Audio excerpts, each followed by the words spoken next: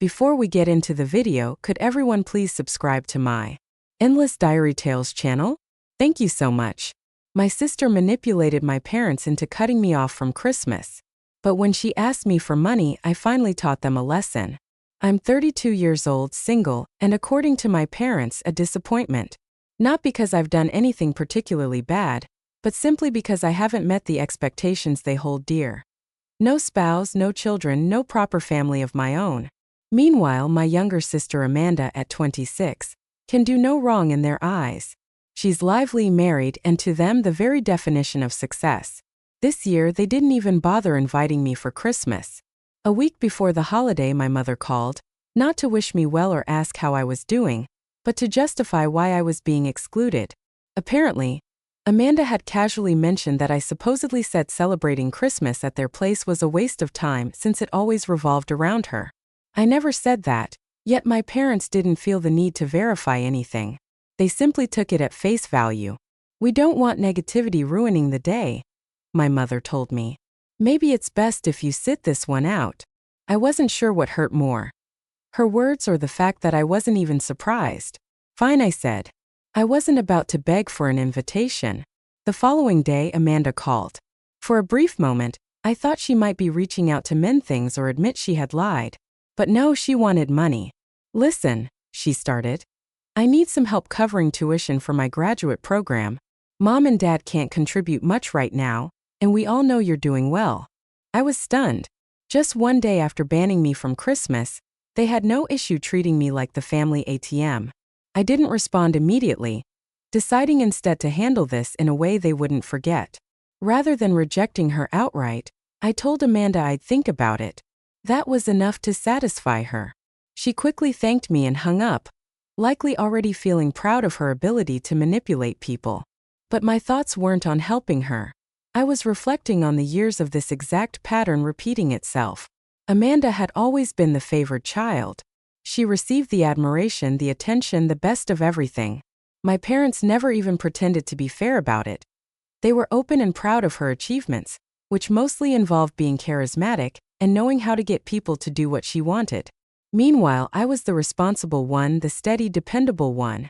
I worked hard, earned good grades, and avoided trouble.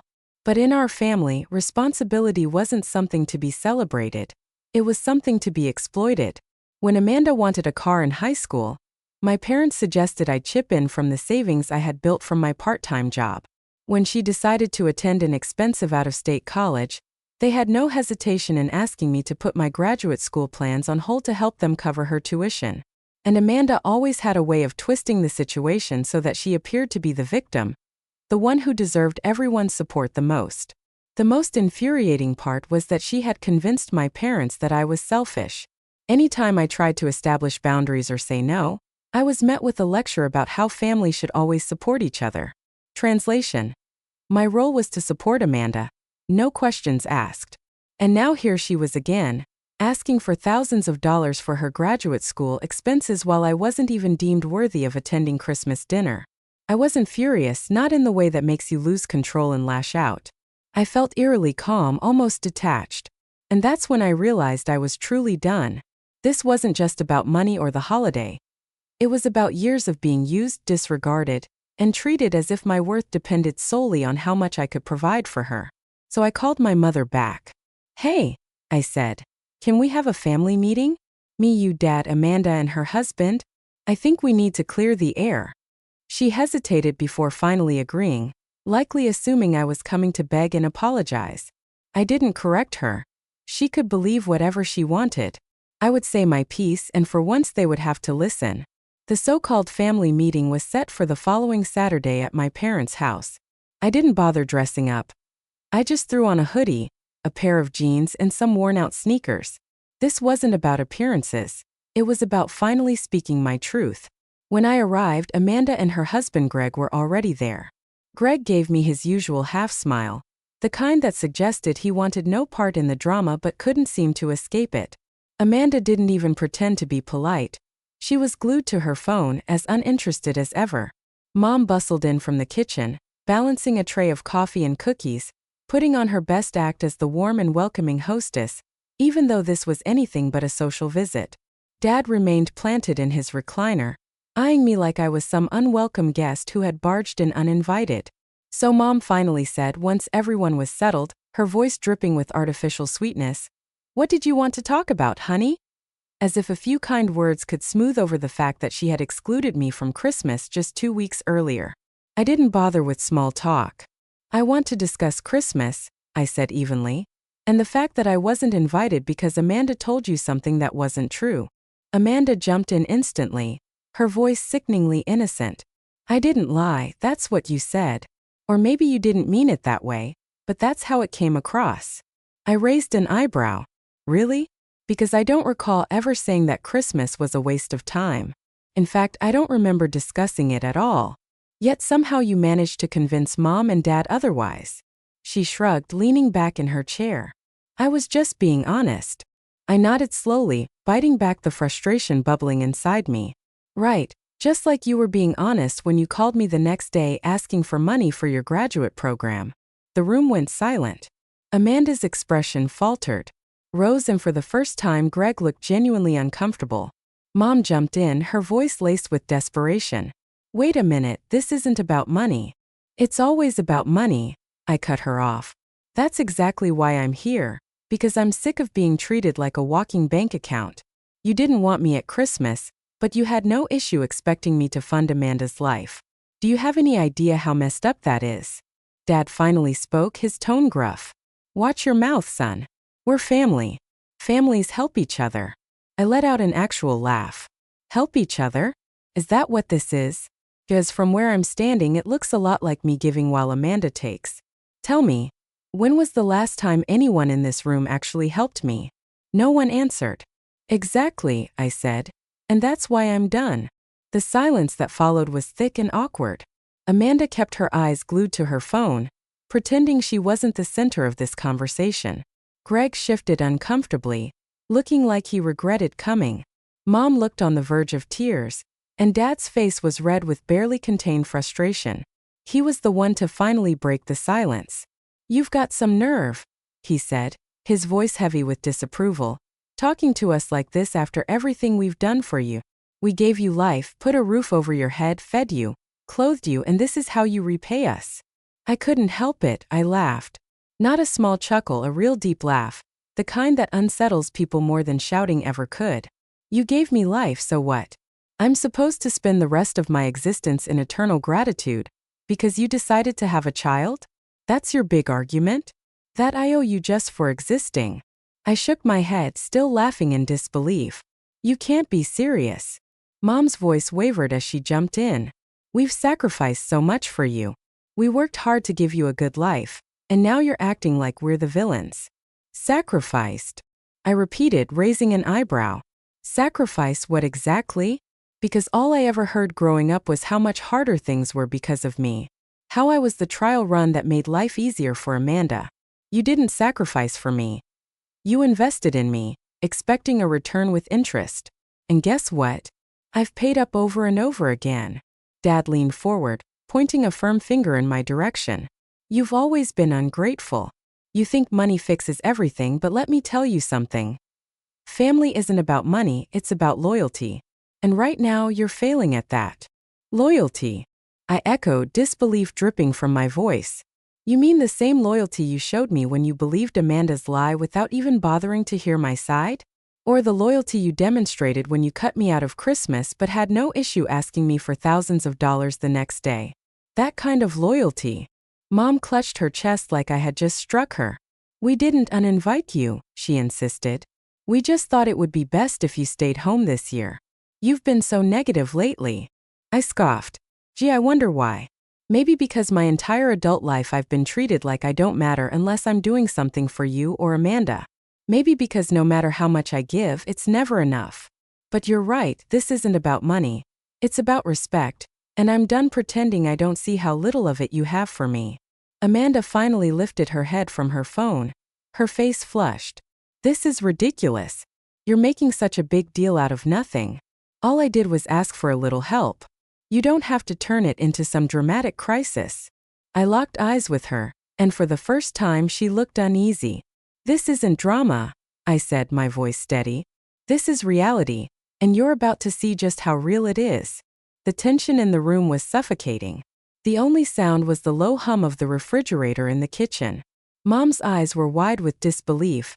Dad's were narrowed in anger. Amanda's darted around like she was searching for an escape. I exhaled slowly, leaning back in my chair. All right, since none of you seem to get it, let me spell it out for you. I let the silence stretch for a second before continuing. You want me to pay for Amanda's graduate school? Fine, but here's my condition. Mom's expression shifted, a glimmer of hope appearing on her face. Oh, sweetheart, if that's all you. I raised a hand, cutting her off. No, let me finish. I'll cover Amanda's tuition, but after that, I'm done permanently. No more handouts, no more family reunions, no more Christmas invites or lack thereof. You want me to keep playing the role of the family ATM? Fine, but let's stop pretending I'm part of this family. The silence that followed was deafening. Amanda's mouth fell open. You're joking. I'm not, I said, my tone as steady as I could manage. This is the deal. You get what you want and I finally get peace. Mom's hands flew to her mouth, tears threatening to spill. How can you say that? We're family. You don't mean that. I mean every word, I said firmly. Because let's be honest, I've never truly been part of this family, not in the way that matters. I'm just the guy you all call when you need something and I'm done. Dad shot up from his chair, his face dark with anger. That's the most selfish thing I've ever heard. What kind of son walks away from his family over money? I met his glare without hesitation. The kind of son who's been emotionally abandoned for years. His mouth opened, but I didn't let him interrupt. You want to talk about selfish? I continued, my voice unwavering. How about Amanda lying to get me excluded from Christmas, then turning around and asking me for thousands of dollars the next day? How about you and Mom backing her up like that's perfectly normal? I shook my head. No, you don't get to lecture me about selfishness. Amanda finally found her voice. This is insane. You're just trying to guilt trip everyone because you don't want to help. Typical. I met her gaze without flinching. You're absolutely right. I don't want to help. Not anymore. And after today I won't. So what's it going to be? Do you want the money? Or do you want to keep pretending that this is some kind of real family? For the first time in my life, they were all speechless. I wasn't sure if they were stunned by my words or by the fact that I had finally stood up to them. Either way, the decision was in their hands now. The silence was thick, suffocating. The kind that made every breath and every tiny movement feel magnified. It was clear they had no idea how to respond. I had always been the reliable one, the pushover, the one expected to keep the peace. Not this time. Finally, Amanda broke the tension, her voice sharp. So you're really going to sit here and blackmail your own family over money? Do you even hear yourself? This is disgusting. I couldn't help but smile. Blackmail. I echoed. That's funny. I thought blackmail was what you did when you lied to Mom and Dad about me just so you could have Christmas all to yourself. Or is it only disgusting when someone refuses to play along with your little games? Greg, who had been silent up until now, cleared his throat awkwardly. Hey, maybe we should all just calm down. This is getting. No, I cut in, my voice firm. We're not calming down. That is the problem. Every time I try to set boundaries or call out the way I'm treated, someone tells me to calm down. That's how this family operates, by sweeping everything under the rug and acting like it's fine. Well, it's not fine. Mom looked like she was on the verge of tears. We never wanted you to feel this way. You are part of this family. You always have been. Really? I shot back. Because it doesn't feel that way. Feels like I only count when you need something. The rest of the time, I'm an outsider, a disappointment. Isn't that what you called me, Mom? A failure because I don't have a wife and kids? Because I don't live the life you think I should. She started to protest, but I wasn't finished. Here's the thing. I've built a life that I'm proud of. I have a solid career, real friends, and peace of mind. And I'm not going to let you or anyone take that away from me. So like I said, it's your choice. If you want me to pay for Amanda's college, fine. But after that, I'm done. I refuse to keep being used. Dad threw his hands up in frustration. This is ridiculous. Families fight sometimes. That doesn't mean you just walk away. You're being dramatic. No, I said, my voice steady. What's dramatic is pretending everything's fine when it's not. What's dramatic is expecting me to keep bending over backward while Amanda and the rest of you take me for granted. This isn't about money. It's about respect. And since I obviously don't have any here, I'm removing myself from the situation. Amanda, who had been silently fuming, finally snapped. You're unbelievable. You act like some kind of victim. Grow up. Life isn't fair.